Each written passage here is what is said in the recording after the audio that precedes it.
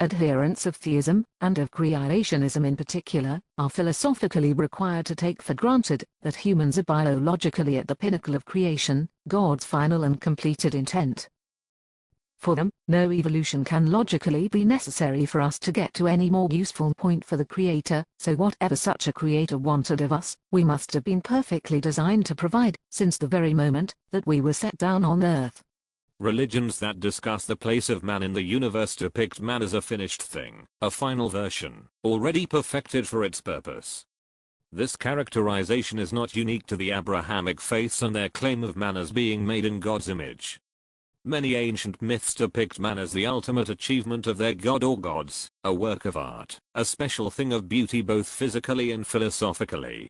Such a conception would have made sense, and indeed might have been the only thing that made sense, to primitives who knew nothing of evolution, and believed that the sun and planets orbited the Earth, sitting at the center of the universe.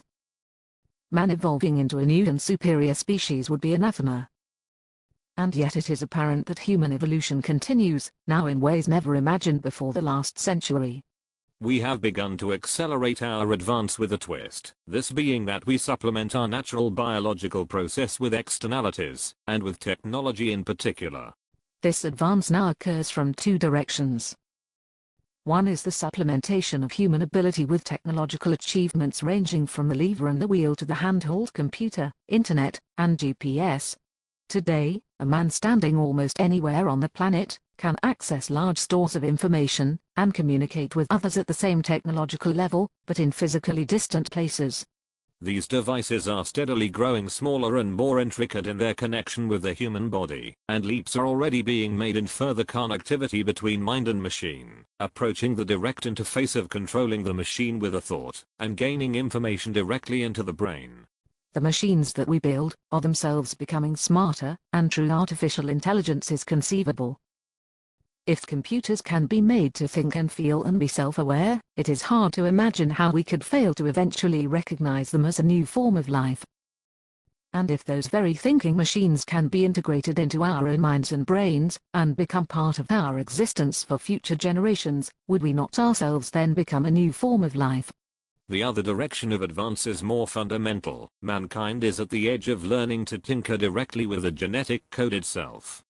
If we are indeed the product of design, it is a poor and wasteful design. We are developing the ability to take out the parts that harm us and hold us back, and to add all manner of improvements. Both of these advances lead us in the direction of transhumanism, man becoming something far greater than man through his own efforts, something far greater than the being said to have been created by the mythic gods. In such a pandeistic universe, the very laws of physics and state of matter set forth at the beginning would assure that complexity, life, would arise from suitable physical and chemical conditions, that this life will logically evolve by a process of natural selection, and that one result of this evolution will be intelligence of the self-reflective kind, the very kind that we happen to possess. The evolution of intellect in creatures with the appropriate physiological architecture for tool-making makes it inevitable that technology would develop, and the harnessing of technology to further evolutionary development. It seems arrogant of us to presume, with such potential for advancement before us, that we are at this moment the fulfillment of a creator's goal, any more than were the proto-men who scrawled pictures on cave walls 40,000 years ago, or their own ancestors among upright lemur-like apes scurrying around the plains of Africa.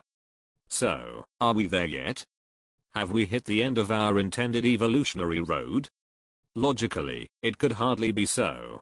Pandeism determines that a creator seeking to fulfill its knowledge by fully sharing in the experience of the universe would have created a universe where certain necessary experiences, the ones the creator requires, are bound to come about. Just as our existence may have been the inevitable result of laws made before time, so might the next species to follow us be destined to arise out of our power of invention, intellects that dwarf our own, and perhaps a spirituality that does so as well.